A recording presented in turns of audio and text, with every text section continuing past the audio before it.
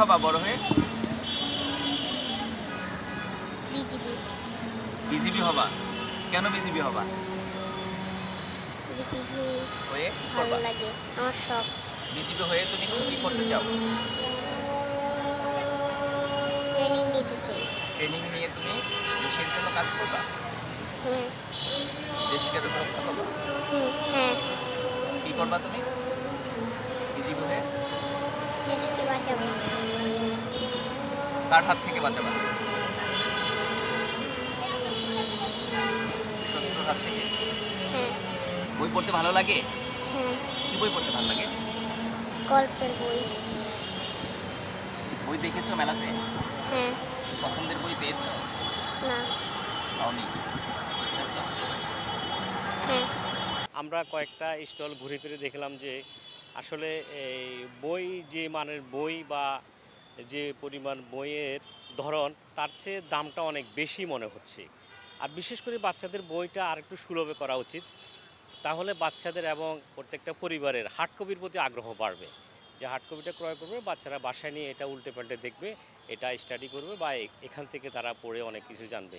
তো সেক্ষেত্রে আসলে আরেকটু সুলভ করা উচিত বা আমার প্রত্যেকটা পরিবারের বা বাচ্চাদের গার্ডিয়ানের ক্রয় ক্ষমতার ভিতরে যেন রাখা উচিত। আমি কয়েকটা স্টলে দেখেছি, একটু বেশি মনে হচ্ছে আমার যে বইয়ের মানের তুলনা বইয়ের তুলনায় দামটা অনেক বেশি মনে হচ্ছে। দুটো বই দেখছিলেন দেখলাম।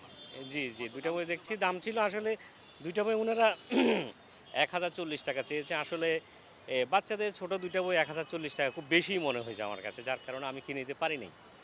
তো আরও দেখতেছি আর কি। তো অনুরোধ থাকবে কর্তৃপক্ষের প্রতি আর সরকারের প্রতি, বইয়ের যেন বাচ্চাদের বিশেষ করে শিক্ষা উপকরণে যেন আরেকটু ছাড় দেওয়া হয়, আর তাহলে বাচ্চাদের বা শিশুদের বইয়ের প্রতি শিক্ষা উপকরণের প্রতি আগ্রহ বাড়বে।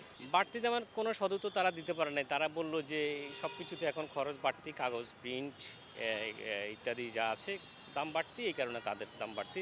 তারা তারপরেও বলছে নাকি ডিসকাউন্ট দিচ্ছে। এটা অবশ্যই সত্য যে এটা বাড়তি দামের কারণেই সবাই এটা আসলে এখন অনলাইন ভার্সনের প্রতি বেশি আগ্রহ।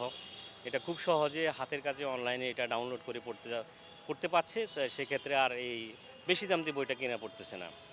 বিশেষ করে একবার দুইবার পড়লে তো এই সমস্ত বইগুলো আর এরপরের প্রয়োজন হয় না। তো সেক্ষেত্রে কেনার চেয়ে অনলাইনের প্রতি বেশি আগ্রহ। তারপরেও যদি দামটা কম থাকতো তাহলে সংগ্রহে থাকতো। আগে আমরা যখন পড়ছি তখন তো আমরা সংগ্রহে রাখতাম পড়ার প্রতি, এটা আমরা আমাদের আর্কাইভে সংগ্রহে লাইব্রেরিতে রেখে দিতাম।